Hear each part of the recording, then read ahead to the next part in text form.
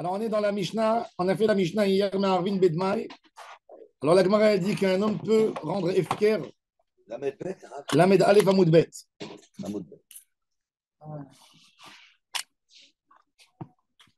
La Gemara, maintenant, elle pose la question Bemaaser Rishon. Alors, on a dit que les pauvres ont le droit de manger du Dmaï. Hier, on a parlé de la cacheroute, etc.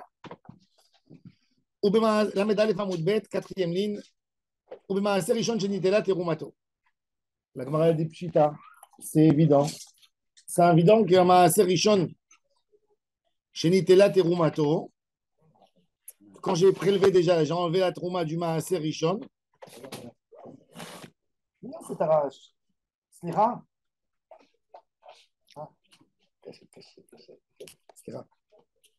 Ou Maaser Rishon Shenitela Terumato. Pshita, la Gemara elle dit, Lot Sricha, Shekdimo Beshibolin, Venitla Mimeno Trumat Maaser, Velo Nitla Mimeno Truma Gdola. Qu'est-ce qu'il a fait? Il est venu le Lévi avant qu'il est venu M. Cohen. À l'époque du Beth Amikdash, quand on donnait bien au Kohanim, tu donnais au Kohanim pas un franc symbolique, tu vois pas, tu leur donnais un peu plus quand même. Cohen, il vient chez toi à la maison. Tu as un champ de tomates ou un champ de céréales, tu ne vas pas lui donner un grain de blé. Il sortait avec une quantité. Normalement, d'après la norme, ce qui est correct, c'est que M. Cohen arrive, récupère ce qu'il a récupéré, il a nettoyé ton champ, il l'a rendu déjà naki, quitte de la notion de terouma. Ensuite, il y a M. Lévy qui vient, tu lui donnes, et ensuite, M. Lévy va et donne à M. Cohen 10% de ce qu'il a reçu. Qu'est-ce qu'on fait si le Lévy est gourmand, il est venu, avant que le Cohen était là, il a récupéré. Pas d'après l'ordre. Normalement, pourquoi on ne le donne pas. Il a pris. On attend d'abord que le Cohen arrive. J'ai appelé le Cohen 10 fois, viens. Il y a le Lévy qui attend. Il n'est pas venu. Il dit au Lévy, allez, prends. Est-ce qu'on a préparé les quantités? C'est exactement le... On a une quantité, on sait ce qu'on a estimé. Quand on a ramassé tout dans une chambre, tu sais, tu as des bottes de blé, on sait à peu près. Ouais. Alors la Gemara a dit Sheekdimo beshibolin, venitela mimeno terumat maasa, velo nitla mimeno teruma gedola. Maintenant, la Gemara a dit c'est quelque chose de très intéressant. Quand tu as sauté l'étape du Cohen, tu ne rends pas tour de teruma gedola. Tu n'as plus besoin de faire le prélèvement au Cohen parce que le prélèvement dans l'ordre, il doit être comme ça. Regardez. Comme qui dit, Rabbi Abba ou Amarish Lakish, Rabbi Abba ou Amarish Lakish, Maaser Rishon sheekdimo beshibolim patur mitruma gdola sheneemar varimot mimeno terumat Adonai maaser min hamaaser. Maaser min hamaaser amarti lecha velo teruma gdola ou trumat maaser min hamaaser. Les khatrila, on peut faire ça? Non. Pas les khatrila. C'est-à-dire le Cohen, il a sauté. Il a sauté le CP doublé, donc on n'est plus obligé de faire le. C'est pas ça, parce que le Cohen en fait, a reçu quelque chose qui n'est pas propre. Tu n'es pas obligé. Alors, c'est la question, c'est déjà le bas à la bas, il n'est pas censé donner au Cohen, ça teruma gdola. En plus, le Lévi, il n'est pas censé donner au Cohen ce qu'il a récupéré, de ce qu'il a récupéré, 10%. Ah bon? Parce qu'il n'y avait pas d'ordre. Il n'y avait pas d'ordre, pas de CDR. Kol Troumat Hashem, Afilu Trouma Gdola. Alors la Gemara, elle dit, alors justement, on va voir.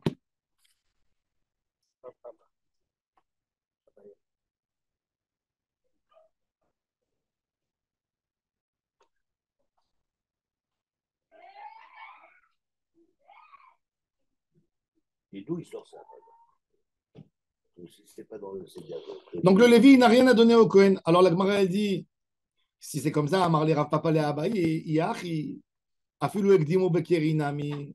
Si c'est comme ça que le Maaser Rishon, que le Lévi, il a récupéré avant de donner au Cohen la Trouma Gdola. Alors il dit, pourquoi Ekdimo Beshibolim? Pourquoi tu dis Ekdimo Beshibolim, c'est que Beshibolim, c'est quand il y a les shibolim, c'est quand on a ramassé avec la fauche. Avec la fauche. Quand on a pris avec la fauche, on a tout pris. Ah, on a fauché, mais on n'a pas ramassé. On a fauché, mais les graines ne sont pas encore là. Ça veut dire Beshibolim. Maintenant, on dit pourquoi Beshibolim? Même Kéri. Kéri, c'est quand tu fais déjà des boîtes, comme tu as dit, des boîtes, non, des boîtes, des sacs. J'ai pris les graines de blé. Ah, les grains, d'accord. Il y a tellement de travail à faire. C'est-à-dire, tu sépares déjà, tu enlèves, tu as la tige, tu sépares la tige, tu prends les graines. Ensuite, tu les fais sécher. D'accord? Ensuite, tu les gardes. Après, tu lèves et tu sépares le son de la graine. Alors, la m'a dit pourquoi ça doit être qu'au niveau où il y a la tige? Ça peut y aller même quand j'ai séparé déjà les graines et j'ai fait déjà des quantités. Quand il y a une quantité, tu peux plus estimer, savoir. Quand tu as des tiges, c'est beaucoup plus compliqué. Il y a du volume, combien, tu sais, une tige, elle fait comme ça, elle est déjà 5. C'est pas facile. Ça dépend comment c'est disposé. Alors, la Gemara dit pourquoi? Pourquoi rien que dans le Eshiboli, même Bekerinami, Amarli lui a dit non. Alecha Amarkra, Mikol Maaserotechem, Tarimu et Kol Terumat Hashem.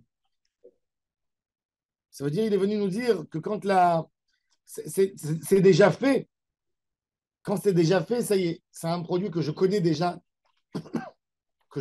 toutes ces quantités.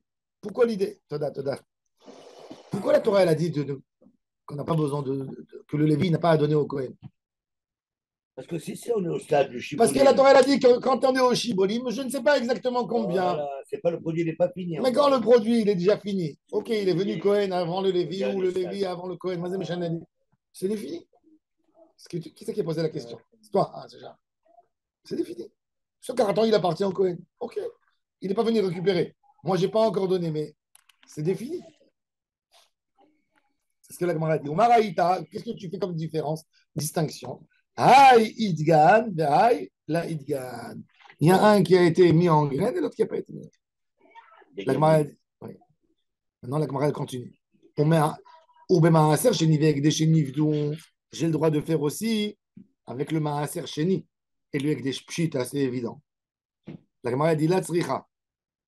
Chez Nathan et Akeren, velo Nathan et Ahomesh. Et Kamash Malan, de En Ahomesh Meaker. On a expliqué hier que le maaser chez Ni, c'était quoi? C'était 10% que chaque juif était censé de prélever sur ses fruits. La Torah, elle connaissait la pensée du juif. Il va jamais monter au Beth Amikdash. Il va dire toujours qu'il est occupé, qu'il a fini de travailler le 13. Qu'est-ce que la Torah lui a dit? Tu es agriculteur, tu as prélevé 10%, tu ne peux pas les manger qu'à Jérusalem. Qu'est-ce qu'il va faire avec? S'il ne monte pas à Jérusalem, l'argent est grillé. Il n'y a rien à faire. La Torah, elle a compris. Elle voulait l'encourager à aller chez Gérard en vacances. Pas, je rigole. Imaginez-vous que, je suis bien placé. imaginez-vous que l'État prélevé, si par exemple l'État il a envie de renforcer l'économie israélienne, maintenant moi j'aurais été président, qu'est-ce que je fais? Je prélève à chacun sur sa paye 5%, je lui prélève de sa paye et je lui dis tu peux les dépenser qu'en vacances en Israël. Va à l'hôtel, il y a des bons de vacances. Oui, je te prélève. Je t'oblige à sortir en vacances. C'est comme les bons de vacances pour les colonies de vacances. Non, mais je t'oblige à sortir en vacances. Tu as envie de renforcer maintenant l'économie israélienne. Tu n'as pas envie que tout le monde sort en Grèce, en Chypre, en Turquie. Tu prélèves sur la paye 5%, imagine-toi. 5%. De toute façon, 5%, c'est pas assez, il faut 50%. Pourquoi? 5%, c'est déjà bien. Au prix des hôtels, C'est trop cher. Non, c'est l'homme chané. 5% et tu donnes un prix correct. Tu fais un truc.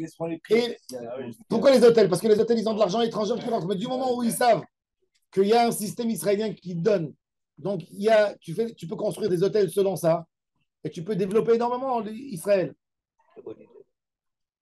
Si chacun en Israël, on lui prend 5% de sa paye, tu sais ce que ça veut dire? Non, c'est pas du communisme. Non, c'est pas des communistes. Non, je te dis, C'est du social. c'est du social, c'est ton argent à toi, tu peux le récupérer. C'est en même temps pour payer aux hommes âgés des vacances. C'est combien de gens en Israël qui sont pas en vacances? C'est le gars qui embauche qui paye. Mais quand tu vas aller en vacances, c'est pour voir autre chose. Si je suis avec vous toute la semaine, en plus je dois aller en vacances avec vous. Pas avec vous, tu peux aller. Tu peux aller. Moi, ça me dérange pas. Je ne vais pas aller en vacances avec lui. Moi, ça me dérange pas. Ah, mais Alors moi, oui. la Torah envoie. On va venir avec toi. Vacances, ils se détendent, voir autre chose. Mais on voit que l'idée, c'est une idée magnifique, c'est une idée de la Torah. La Torah, elle a voulu encourager tous les Juifs à monter à Jérusalem sans aucune exception. C'est génial. Qu'est-ce qu'elle a fait? Elle a dit, Maaser Sheni. C'est là-bas que tu peux le faire. Elle a dit, c'est que là-bas, à Jérusalem, tu peux le manger. Elle a estimé. La Torah, elle t'a demandé de monter à Jérusalem 3 fois par an. Elle a compris qu'un homme, il monte. Il ne restait pas 3 jours, 4 jours. Elle a compris que c'est un long voyage et tout ça. Qu'est-ce qu'elle a fait? Elle a dit, ok, récupère sur les mains à chez nous. Il n'y a pas de prétexte. Un homme, il monte. Et tu dépenses à Jérusalem. Et tu dépenses à Yerushalayim. Maintenant, la Torah, elle a dit, si tu ne veux pas amener tes fruits, tu dois les transférer sur de l'argent. Et quand tu transfères sur de l'argent, tu ajoutes 20%. Qu'est-ce qu'elle fait la Torah avec ce monsieur qui a transféré sur de l'argent, mais qui n'a pas ajouté les 20%? Il avait 1000 kilos de pommes. Le kilo de pommes, il fait 5 shekels. Au lieu de mettre 6000 shekels, il n'en a mis que 5000.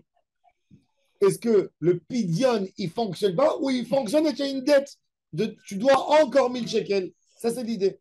Ouais, les bureaux, ils auraient Quand pas tu as été fait à quelque chose de Nathan. tordu, est-ce que ça rend caduque tout à la base ou On peut rattraper. tu peux rattraper? Ben, la Torah, elle te dit c'est rattrapable. Ça ne rend pas caduque.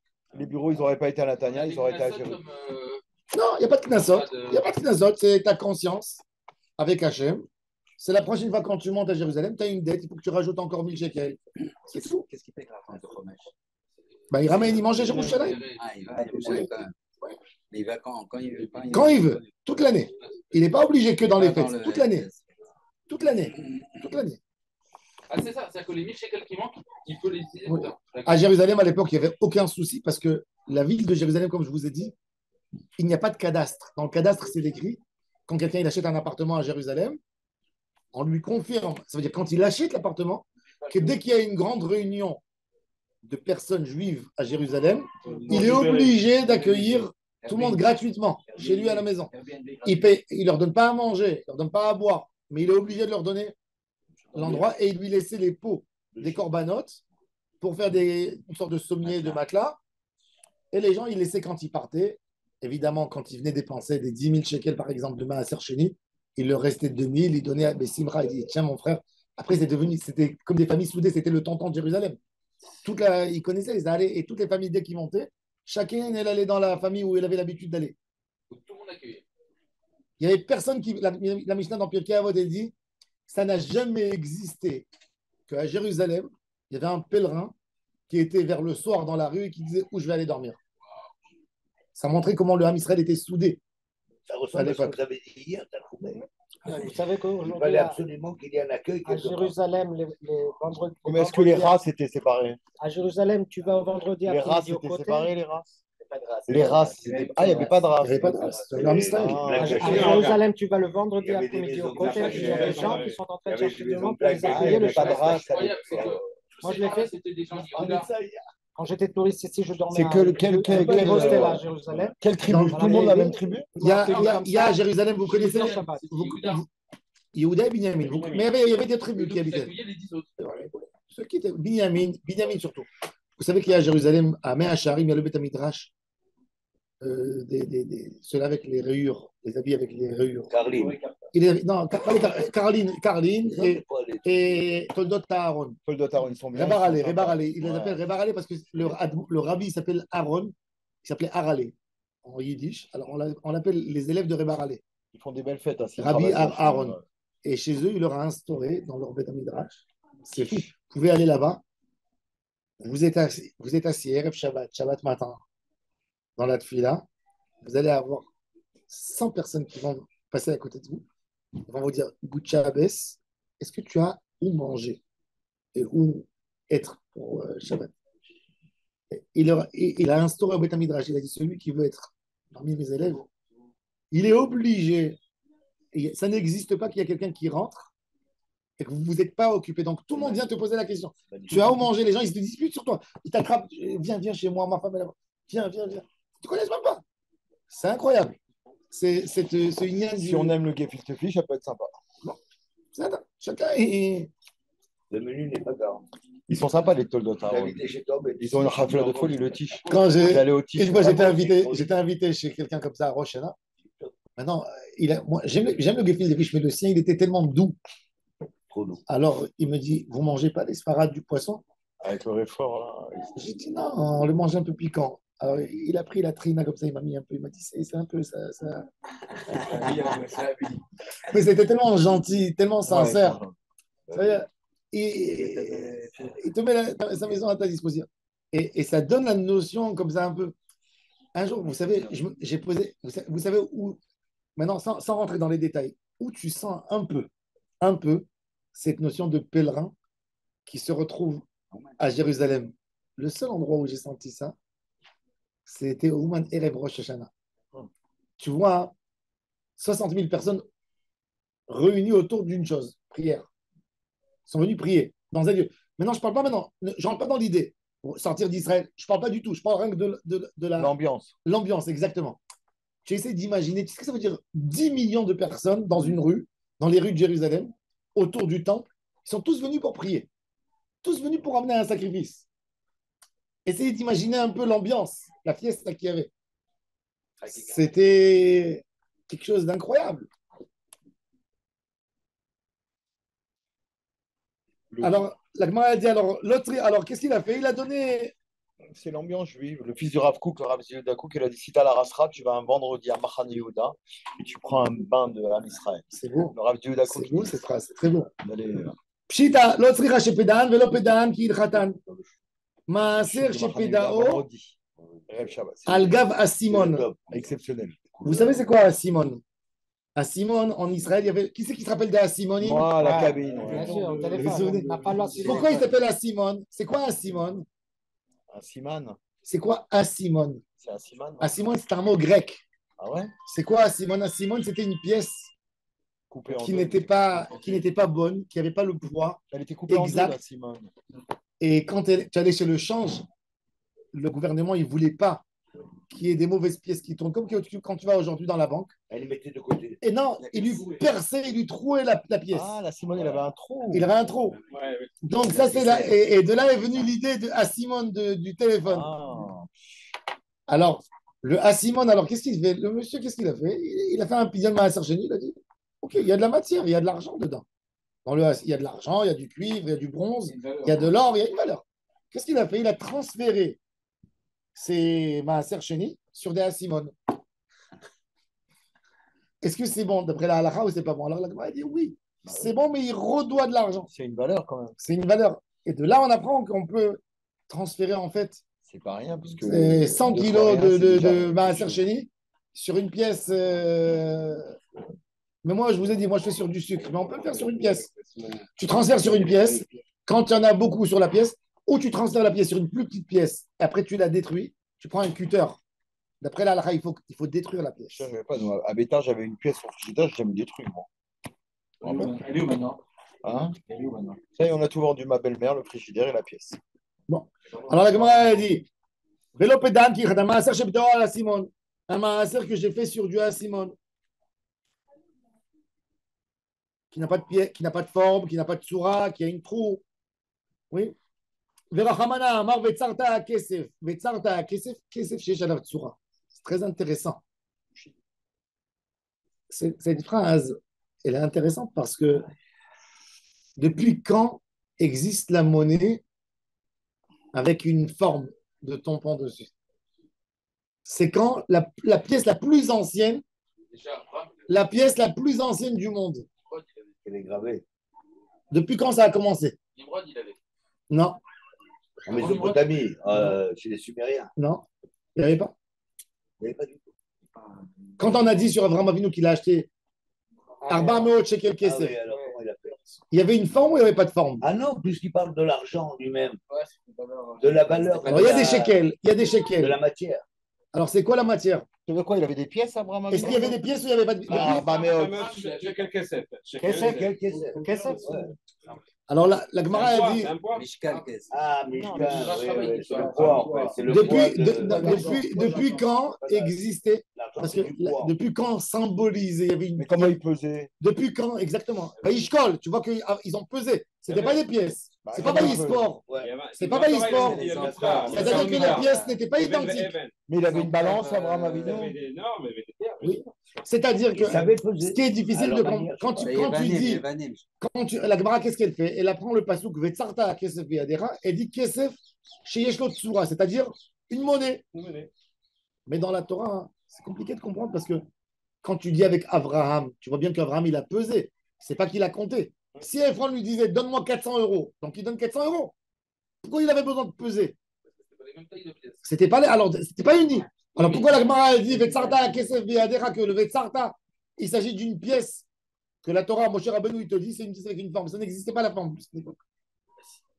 C'est Hatzi Shekel.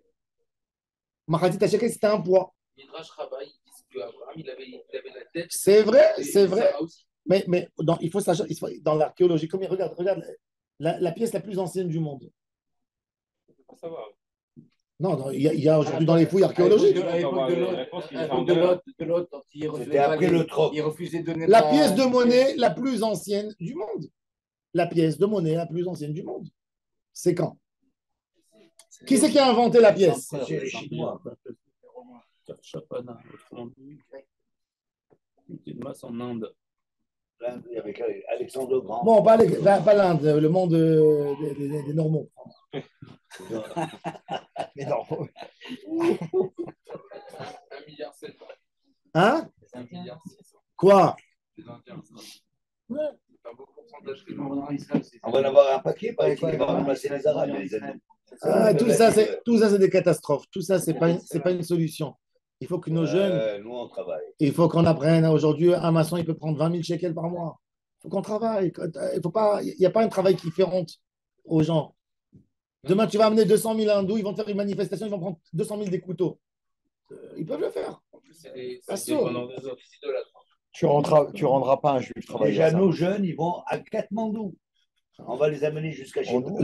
Dans nos gènes, on n'est pas travailleur. Un rave, il a dit Après, d'où on ils sait vont là-bas. d'où on sait que c'est les On Juifs. sait faire de l'argent. D'où on sait que c'est les Juifs qui ont construit les pyramides. Non, que les pyramides, elles sont étroites en haut. Tous les jours, un peu moins, un peu moins, un peu moins. Un peu moins. Il a fait. Combien c'est les Grecs? C'est Ouais, une vous blague voyez religieuse. La première monnaie C'est de grec, je voulais dire grec. tout à l'heure, les la première monnaie de valeur. Donc c'est difficile de comprendre. C'est 500 ans avant Jésus. 600 avant. La Torah, c'est pas 600 avant. Ça fait 2005, 2006. Vous parlez d'une monnaie. Mais la Torah, elle parle de Vetzarta, Mathéa, Kesef Sheyesh Lo Tsura. C'est Mathéa. très difficile. Mais le Inyan de Kesef Sheyesh Lo Tsura, moi, je suis sûr que c'est Midi Rabbanan, c'est pas Midi Oraïta. Cette mitzvah, Vetzarta, c'est une asmarta be'alma. Vetzarta Kesef Biadera, c'est Comment une... ça sort avec Abraham Avinu alors? Qu'est-ce qu'il a payé quoi alors? Non, il a payé du poids, il a payé il Quoi, avait mais avec quoi? une quantité de lingots. C'était des lingots. Mais c'est pas une monnaie. C'est-à-dire, ça pèse. Exact, c'est pour ça que c'est écrit Vaishkol. Ça pèse. Même Il a s'il pesé. avait- Même s'il avait sa tête dessus, c'était un poids. C'était pas, à l'époque, il n'y avait pas suffisamment. Quand tu regardes l'histoire, c'est une préhistoire d'Israël. C'est des petites principautés. C'est pas des gens qui ont tous des sources. Yaakov Avinu, quand il vient en Israël, il achète Shrem à Mea Kesita. C'est quoi Kesita? Alors Rashi, il a dit des pièces. Rav Saadia Gaon, dans son tafsir en arabe, il dit 100 moutons. Ah, Québec. Oui. C'est à l'époque Il du dit un troc. mouton, ça s'appelait Ok. Xita en araméen. Ah, Psita. Xita, Kesita. On ne sait pas. Hein? Combien elle fait? 3600 ans. Quoi? La pièce la plus ancienne? Si c'est 3. Non, pas d'Inde. Pas d'Inde. En Israël. 3600 ans, la pièce la plus ancienne? Alors, ça peut être de Horaïta. Si c'est 3000. Matan Torah, c'était il y a. Matan Torah, c'est il y a 3300 ans. Ah, c'est vieux alors. Hein? Aux alentours de Gaza. 2440. Aux alentours de Gaza. Ils ont trouvé des pièces de combien d'années? 3600 ans. Si c'est 3600 ans, alors ça peut être mis de Horaïta. Mais ça me paraît compliqué. Mais À c'est- Gaza. alors, ça surtout doit y aller Avec dans- une pièce qui a une valeur.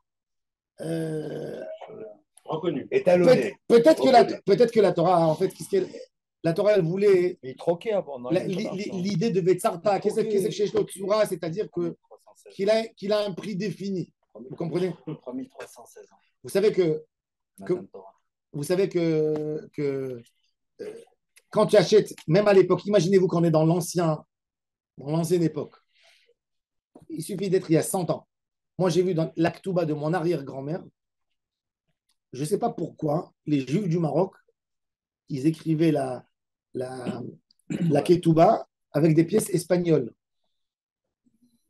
La Qui sont valeur venus espagnole. d'Espagne. Mais ils sont venus 300 ans avant. toute la famille Bagor. Mais toutes les pièces, la Ketouba, c'est écrit Dorus. Pas Dorus. Il y a une pièce, une monnaie espagnole dans la Ketouba. Ce n'est pas écrit en monnaie marocaine. Le Douro, c'est une pièce espagnole. Le Douro, alors voilà, Douro. Vous C'est savez pas... d'où ça tire? Parce que le Douro, le fleuve, et là-bas, c'est riche avec tout le commerce. Hein? Donc la pièce qu'ils ont inventée, elle s'appelle bureau en rappelant le. Voilà. Dans la ktouba de mon C'est arrière-grand-mère, comment c'est la écrit le mari s'est engagé à donner à sa femme 1500 d'euros. Et j'étais étonné. Pourquoi c'est pas écrit des dinars, des dirhams? 3 euros. Non, je sais pas moi. Est-ce que. À l'heure actuelle. Non, mais Il disait qu'il a pesé des morceaux d'argent. des morceaux d'argent, il a fait. Et un shekel, ça valait à l'époque, c'était 16 grammes. C'était plus, c'était 20, un shekel, c'est 20 grammes. Un shekel, c'est 20 grammes d'argent. Ça, il a pesé 20 ça, il a grammes pesé d'argent. des morceaux d'argent. Et c'est pour ça que Mahatit à shekel, c'est 10 grammes. 5 shekels que tu donnes au Cohen pour le pidyon Abel, c'est 100 grammes d'argent. Ah. C'est 100 grammes d'argent. C'est une guerre. Ça donnait là. Mais le shekel, il avait à l'époque beaucoup de valeur. Vous savez ce qu'on achetait avec un shekel? À l'époque, tu pouvais t'acheter un mouton avec. Un shekel, un mouton. Oui,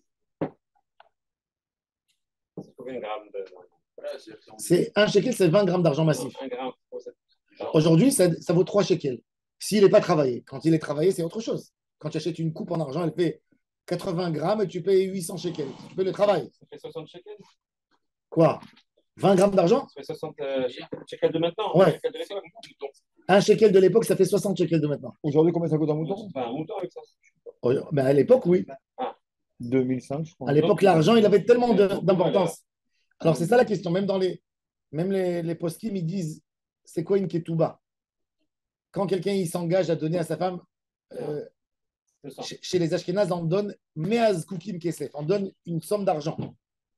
Alors, il y a beaucoup de rabbanim qui disent que c'est quoi meaz kukim kesef. Alors, il s'appuie sur ce qu'on pouvait acheter il y a 300 ans en Pologne avec un zakouk. C'était une pièce qui s'appelait des zkouks. Les zkouks. Combien tu pouvais acheter avec un zkouk? Alors, ils te disent, il y a beaucoup de rabbanim qui disent que meaz kukim, quand quelqu'un il s'est engagé dans la ktouba, meaz kukim, ça représente 15 000 $. Et il y a d'autres qui disent non, on prend le zkouk et on le pèse. Combien il paie? Il fait 1500 $ sans zkoukim. D'après Rabbi Yosef Karo, ça représente rien du tout. Une ktouba, c'est 5000 shekels. Et les gens ils se posent la question, ben mec, c'est difficile. Quoi, 212, une femme 212, 5000 shekels? Alors ils te disent oui, en un 5000 shekels, tu peux vivre avec un an. Le monde à l'époque ancien, mais les rabbanim ils disent voilà, et après, si l'idée de la Torah, c'était pour permettre à la femme de vivre un an. Aujourd'hui, une femme, elle peut vivre avec 5000 shekels un an. Non? Pas 10 000 shekels. Alors bon, la Gemara a dit Kesef Sheshalav Tsura. Qu'est-ce qu'il a fait le gars pour racheter du Ekdesh, son objet? Il a dit bon, je vais donner. Il a dans son jardin, il a un endroit au bout du jardin à côté de la barrière. Il dit je vais racheter. Il a offert un mouton à Ekdesh. Il a voulu racheter son mouton du Ekdesh, mais il n'a pas donné de l'argent en espèces pour racheter le mouton. Il a dit c'est quoi? Je donne au Beth Amikdash les 10 cm de terre qui est à côté de la barrière là-bas. Le Beth Amikdash, il ne peut rien faire avec. À qui il va vendre? Qui c'est qui va acheter 10 cm? Ou il a acheté, tu vois, j'ai une petite terre que je possède à côté de Yamamelar. Vas-y. Qu'est-ce que tu vas faire avec? Qu'est-ce que tu vas faire avec? S'il n'y a pas de profit, ça ne sert à rien du tout, ce masseur. Mais ça a attrapé quand même. Ça a attrapé. Ça va attraper quand même. Voilà, ça c'est la notion de Ekdesh. Il y avait avec le Rav Eliashiv une question très intéressante. Et avec ça, on va closer le sujet aujourd'hui. Le Rav Eliashiv, il y avait aux États-Unis un monsieur très riche. Ses enfants, ils savaient qu'il était riche, mais ils ne savaient pas à quel point il était riche. Quand il est arrivé, ils pensaient les enfants que leur père, il a 3, 4 appartements. Et quand il a vieilli, il n'a pas voulu qu'on l'amène dans une maison de retraite. Et chacun des enfants, ils sont disputés. Qui c'est qui ne va pas le prendre? Tu vois, Pas le prendre. personne qui veut. Vous savez, il y a des fois, malheureusement, j'ai été dans des divorces où les deux parents, chacun, il veut que l'autre, il prenne l'enfant. L'enfant, il est au milieu. Personne qui veut de lui. Alors le père, le pauvre malheureux, il n'a rien dit. Qu'est-ce qu'il a fait? il a demandé à la banque de lui donner tout son argent. On l'a mis dans une maison de retraite. Il avait sous son lit 150 millions de dollars en carton. 150 millions de dollars. Ah, ça aurait bien gardé Comme ça, celui-là. tout. Il a dit le premier qui vient. Non, non. Personnel. Qu'est-ce qu'il a fait? Un juif. Vadaïti. Maintenant, le plus horrible dans cette histoire, c'est que c'est un juif religieux. Ça veut dire que les enfants, ils ont grandi religieux, ils ont jeté comme ça leur père. Ils l'ont mis dans un truc, tu sais, un truc simple. Il aurait dû leur dire, il aurait aimé. Une vraie histoire. Qu'est-ce qu'il a fait le père? Il a écrit un testament qui donne les 150 millions de dollars qu'il a au Beth Amikdash. Pour Beth Amikdash, il a dit mes enfants, ils ne méritent pas. Et il a donné au Beth Amikdash. Donc, il a rendu son argent Ekdesh. D'accord? Il a rendu l'argent Ekdesh. Il les a bloqués. Elle est où l'argent? Quand il est mort, On attend. Il avait un compte Sous le séquestre. maca, il est où? Où est l'argent? elle est sous le lit. Sous le lit. Attends, où il est maintenant? Attends, Il est où le lit? il a donné tout au Beth Amikdash. Les enfants religieux. Ah, dans les shivas, toute la shiva. Comment on fait pour récupérer l'argent? Bah évidemment. Ils sont venus après la shiva en Israël. Ils ont adoré le Ils sont père. partis chez le Rav Eliashiv pour lui poser la question. Ils sont partis chez tous les rabbanim. Ils leur ont dit il n'y a pas de solution. Il a donné Ekdesh. Aujourd'hui, on ne peut pas racheter du Ekdesh. L'argent, il faut la garder quelque part. Les chiffres, non, les chiffres. Non, on ne peut pas. Bet Amikdash. Bet. C'est ce que ça veut dire Ekdesh. Ekdesh, quand quelqu'un il fait Ekdesh, tu ne peux rien l'utiliser sauf Bet Amikdash. C'est qu'on peut le placer pour des intérêts. Non, Non, parce que 150 millions. non, que le gabaï. Il n'y a pas de gabaï de Ekdesh. Tu ne peux pas. Tu n'as pas gabaï, toi. Qui t'a donné avant? Il n'y a rien. Donc les rabbanim, ils Non, ont. on fait des choses à quelqu'un, c'est le tobato, même si c'est sans autorisation. Non, mais c'est Ekdesh, c'est Bet Amikdash. Mais c'est pas ce tobato. Mais il n'y a pas le tuteur d'Akadosh Baruch Hu, Akadosh Baruch Hu, il n'y a pas de tuteur, c'est Hachem. Le Beth Amikdash, c'est Hachem. Où sont les 150 S'il n'y a pas, On doit pouvoir. ils sont partis, écoutez, ils sont partis. Pour avoir Ils l'autorisation sont partis. d'Hachem, on dirait. Ils sont partis. C'est pour ça qu'ils ne voyaient pas leur père. Il est insupportable, ce père. Non, ils sont partis chez leur. Ils sont partis. Ils sont partis chez le Rav Eliashiv. Ils sont partis chez le Rav Eliashiv, il les a bien engueulés. Qu'est-ce que vous avez fait à votre Il y père? avait des problèmes. C'était ça. Là. Après, il leur a dit j'ai une solution. Ah. C'est quoi la solution? Écoutez bien. Mais écoutez la solution, c'est incroyable. Regardez le génie du Rav Eliashiv. Il a dit Ekdesh, quand on fait Ekdesh, ça attrape l'objet, n'est-ce pas? Ça n'attrape pas la spiritualité de l'objet. Quand vous avez un billet de 100 dollars, le billet en soi, c'est un papier. Le billet représente quelque chose. Quand il a fait Ekdesh, il a fait le Ekdesh sur des papiers. N'est-ce pas? Il a dit vous allez aller à la banque fédérale aux États-Unis Faites 150. et vous allez demander à détruire les billets. Ils sont partis. Ils leur ont dit chaque billet, quand détruit, il y a une amende de 20 dollars. Tout était en billets de 100 dollars. Donc, ils ont détruit les 150 millions de dollars et ils ont payé une amende de 30 millions de dollars et ils ont récupéré l'argent. Qui? Les enfants. Il avait dit, il a dit on les jette à la poubelle en fait et En brûlant les. on enlève la- Non, tu peux pas faire, c'est pas toi. Pourquoi? Non, tu peux pas faire. Tu peux pas les jeter. C'est pas Non, toi. c'est pas à toi. FK de quoi? C'est pas à toi. Quand tu jettes un morceau. Mais si le père il a fait Ekdesh. Non, mais il n'est pas à toi. Il n'est pas à toi. Il est C'est à Hachem. toi, le- Il appartient au Beth Amikdash. S'il avait fait Ekdesh sur la valeur de la monnaie, Hein? Il ne peut pas faire Ekdesh sur la valeur. pourquoi? C'est spirituel. Tu ne peux pas faire Ekdesh. Tu ne peux pas donner une valeur. Tu donnes un objet. Le Ekdesh, il attrape. Ouais, sur Le Ekdesh, il attrape quelque chose. Il faut attraper. C'est Hein? C'est courageux. C'est courageux. Bien sûr que c'est courageux. Parce que c'est pas vrai. Non, Parce qu'il y a le Rav Eliashiv, si, il a dit. Les Arabes mangeaient pendant la La Shiva. vraie question Les c'est Arabes est-ce que le mangeaient père pendant la savait Ça- qu'il y avait une solution ou Mais pas? non, je ne crois pas. Mais non, il Non, a. il savait pas. Il ne savait pas, le père. Il a donné, mais bon, mais pourquoi? Parce qu'il a dit que le Ekdesh attrape que sur un objet. Alors il a dit, tu as brûlé l'objet, ok. C'est une avéra, c'est une petite avéra de brûler, peut-être. Mais c'est un mirchol, tu vas laisser cet argent demain, elle va tomber dans les mains des gens, c'est Ekdesh. C'est pas. Elle était à Vera. Mais il a dit le seul moyen de récupérer cet argent. À qui tu vas donner cet argent? Tu ne peux pas donner à un tuteur, tu ne peux pas donner à rien du tout. Tu ne peux pas la toucher, c'est Ekdesh, c'est Kadosh. C'est Kadosh. Tu ne peux pas prendre le billet pour rien faire avec, rien. Tu ne peux même pas le monnayer. Tu peux devenir Chiloni une demi-heure. Non, donc l'idée, c'était ça son idée. C'est pas mal. Et avec ça, il a autorisé aux enfants de toucher de toucher l'argent. C'est Vraiment, intéressant. le mieux, c'était quand même qu'ils s'occupent de leur place. Oui, bon, Rabbi Hanan ben Akashia.